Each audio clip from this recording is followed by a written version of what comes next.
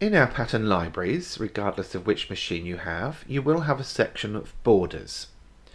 Again, these are very useful in creating ready-to-use elements for your card making or scrapbooking or even fabric crafts. The exact number of these will change from machine to machine, and you can check what's installed on your machine just by browsing through that category. I load it in a very similar way to the other patterns. One difference here is that we cannot add a seam allowance.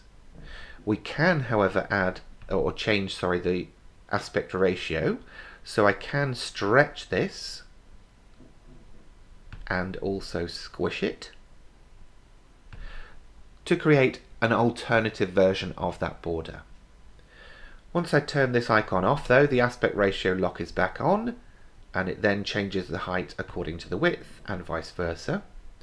I can choose to load any number of those, again according to how many will fit on the mat, and then press set, and that's now loaded up those shapes for me ready to cut. Same process for all of the other borders installed on your machine.